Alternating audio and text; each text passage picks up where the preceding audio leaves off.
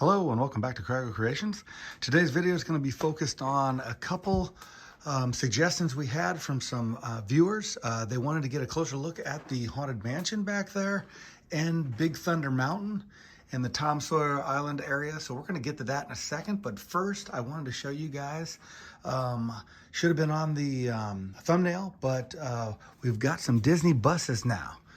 Well, we've got one. I've got one coming, but the one we have now, as we see here, it's on one side, it's got the emblems of Toy Story. It's got Woody and Buzz and Jessie. And I've kind of molded these after obviously the Disney buses on in the parks. I'm gonna turn this one around here. And on this side, we have Mike and Sully. So we've tried to do some coloration of the bus to match the motifs of those. I think it turned out pretty good. We've got one more coming up. I'll probably put a video of that the next couple days or so. We've got them on some of the other social media networks that we've got, TikTok and Instagram. But I wanted to show you guys this bus here. I think it turned out really well. The doors do open there. And we've got some bus stops here. Here's the bus stop at the Polynesian. And then we have one at, let me get up here, at the Grand Floridian, as you see right there. Okay, so we've got, like I said, we've got another one coming up in the next couple days. I'll get a video out on that too. I just wanted to show that Disney bus line there. Thought it was a neat idea. It was something that we are missing from the transportation around the park. So we've got the monorails now, we've got the buses, we've got the boats, and the train, and so we've got almost all the different modes of transportation that we have in the park. So I'm going to get back to the Haunted Mansion and Big Thunder Mountain right now. All right, and here we are at the Haunted Mansion, and as you can see, it is looking pretty good as we go down and look at the canopy there and the queue line. That was the one thing that when I started this, that I really wanted to make sure that I got right. Those are some obscure green pieces. I just remembered those from something a long time ago. And so I got on Bricklink and I was able to order from a couple different vendors, kind of ordered out their stock of them, and it turned out really good, I thought. And then, so those are some weird looking pieces, and then down the top, I just went with the tiles down the top there to kind of seam it. But I thought it turned out really well. Looks, you know, as close as I can get to what the attraction actually looks like. Then the front, we really worked hard on that. Getting that just right with the masonry blocks and that. And then through, as we get through into there, we've got that centerpiece there that had like that broken vase in it. And then the carriage there, got like a land keeper there. The fella there that kind of takes care of the groundskeeper, I guess I should say. And so as we go back close to that, we see the greenhouse per se off the side there. And I do need to work on that area in front of the door there and really get that, you know, a little more detailed. It looks a little plain, but I don't want anything to take away from that build because I just think that's a neat build. It's really spot on, I think, to the park itself. And I really like it. So we're going to be working on that though as we go and fine tune things. We've got the bus back there. I also made the piano, or the organ, I should say. And then I made a little graveyard here that is in the queue area too. So not totally perfect with the queue area, but it's as close as I can get with the limited space. Now, another little, I forgot about that. I wasn't even thinking about talking about that, but down, if you look down the ring that's on the pavement there, as you can see right there.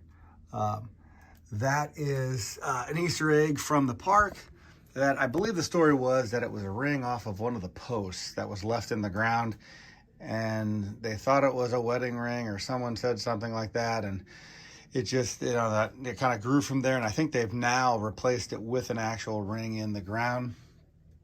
And then even up in the window, I'm going to zoom in there.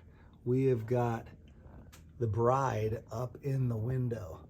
You can kind of see that there, especially with the lights on, you can see her.